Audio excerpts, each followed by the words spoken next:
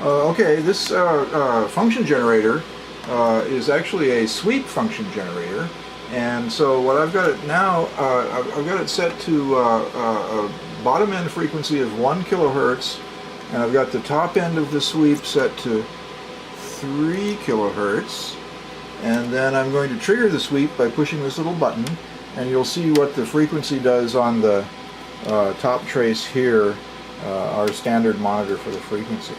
Okay, so I'm not touching anything. The function generator is sweeping frequencies all by itself, like that.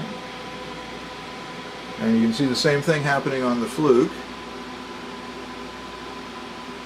See how those spikes are getting closer together? And once in a while in there it picks up the duty cycle. Okay, so that was the end of the triggered sweep, so I'll do it again, sweep.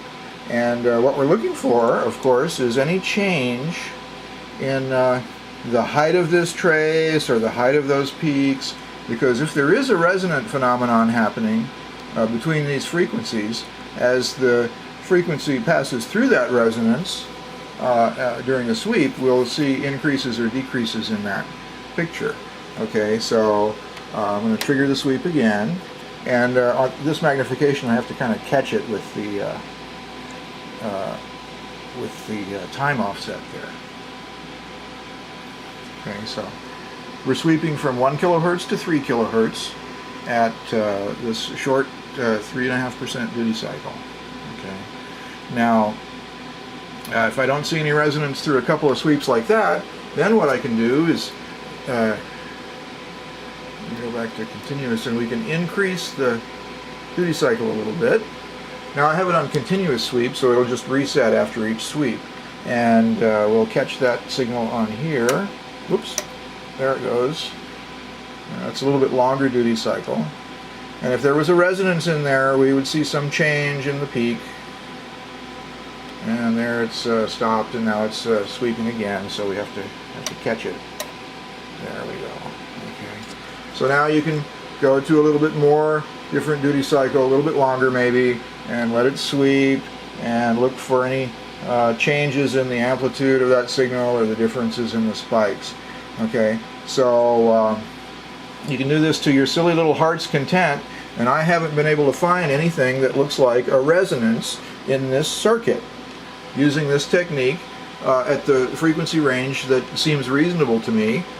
Since Ainsley said that it could be just about any frequency, I've been looking between 1 kilohertz and 3 kilohertz, and I don't see no resonance in there. Certainly no random aperiodic resonance. See, that trace is the same size.